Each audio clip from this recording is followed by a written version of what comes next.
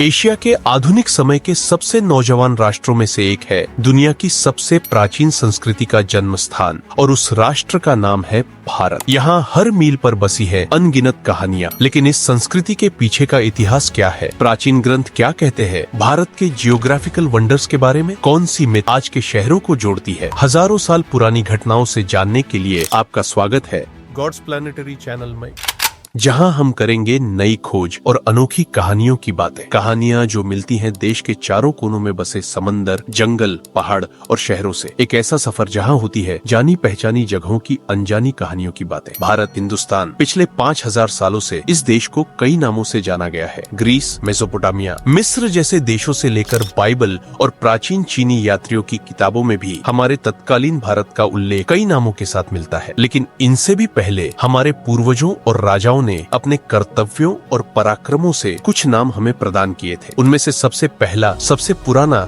और आज भी सबसे ज्यादा इस्तेमाल किया जाने वाला नाम है भारत। आइए इसके पीछे की कहानी जानते हैं। भारत एक ऐसा देश है जिसकी सीमाएं प्राचीन काल से लेकर आज तक समंदर की लहरों की तरह बदलती रही। इन्हीं बदलती सीमाओं के साथ साथ बदले हैं उन्हें दिए गए नाम। आज हमारे देश को हम इंडिया और हिंदुस्तान के नाम से जानते हैं। ये दोनों नाम प्राचीन सिंधु सरस्वती सभ्यता से जुड़े हुए हैं। सिंधु के ग्रीक नाम इंडस से बना इंडिया और उसी सिंधु के पर्शियन नाम हिंद से बना हिंदुस्तान। लेकिन ये दोनों नाम हमें विदेशियों ने दिए हुए हैं, तो हम अपने खुद के देश को किस नाम से जानते थे? क्या था भारत का ऐतिहासिक या सांस्कृतिक नाम? इतिहास में सबसे पहला दिया हुआ नाम था जम्बूद्वीप। पुराणों में यह दुनिया बनी है 7 द्वीप और 7 समुद्रों को मिलाकर। हर द्वीप अपने खुद के समंदर से घिरा हुआ है। आज के अफगानिस्तान से लेकर पाकिस्तान, भारत, बांग्लादेश, नेपाल और श्रीलंका यानी कि इंडियन सब कॉन्टिनेंट से बना है जम्बूद्वीप, जिसका मतलब है जामुन के वृक्षों का द्वीप। इस भूगोल के अंदर बना आर्यवर्त यानी आर्यो या महान व्यक्तियों का देश, जिसके पश्चिम में था मरुस्थल यानी रेगिस्तान, पूर्व में था समंदर, उत्तर में हिमालय पर्वत और दक्षिण में दंडकारण्य। इसके बाद इस भूमि का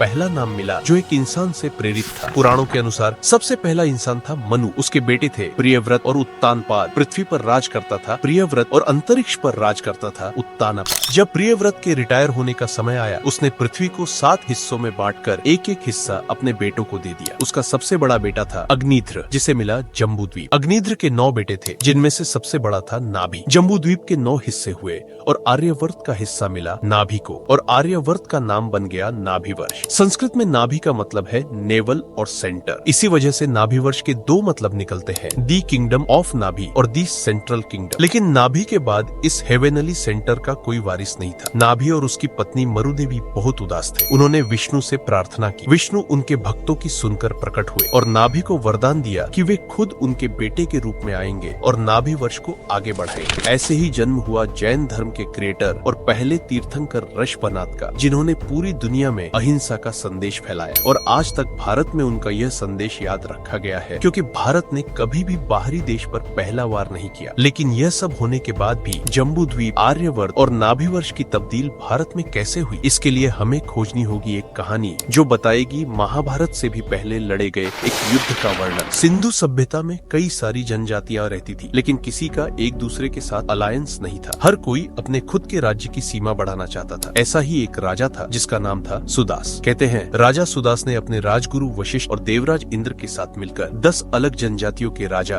और उनकी सेना को चुनौती दी थी। जोरदार बारिश के बीच सुदास ने उन सेनाओं को नदी में डुबाकर दुश्मन राजाओं को हराया था। इस युद्ध के बाद वो खुद अपनी जनजाति लेकर पंजाब की 5 नदियां पार कर एक नई जगह पर आ पहुंचा। वहां उसने अपना नया राज्य बनाया। उसके साथ आई 4 और जनजातियां जो उससे हार मान चुकी थी, और इन 5 जनजातियों से मिलकर बने राज्य का नाम रखा गया पंचजन, दी लैंड ऑफ 5 ट्राइब्स। लेकिन इतिहास में सबसे शक्तिशाली जनजाति बनी सुदास की अपनी जनजाति, और इसीलिए भारत जनजाति के राजा सुदास का राज्य बना। भारत नाम के पीछे एक और कहानी महाभारत और कालिदास रचित अभिज्ञान शाकुंतल में मिलती है। ऋग्वेद में बताए इस पंचजन पर तब चंद्रवंशी राजा राज्य करते थे। चंद्रवंशी अपने आप को चंद्रमा का वंशज मानते थे। उन्हीं राजाओं में से एक राजा था दुष्यंत। एक बार दुष्यंत जंगल में शिकार करने निकला हुआ था। अपने सैनिकों से अलग होकर वह जंगल की गहराई में पहुंच गया। रास्ता भटकने पर वह वापस जाना चाहता था, और तभी उसकी नजर पड़ी नदी में अपने दोस्तों के साथ नहाती हुई शकुंतला पर। शकुंतला ब्रह्मर्षि विश्वामित्र और अप्सरा मेनका की बेटी थी। उसकी सुंदरता को देखकर दुष्यंत ने उससे विवाह किया। कुछ समय बाद शकुंतला प्रेग्नेंट हुई और उसने एक बेटे को जन्म दिया। दुष्यंत ने अपने बेटे और शकुंतला को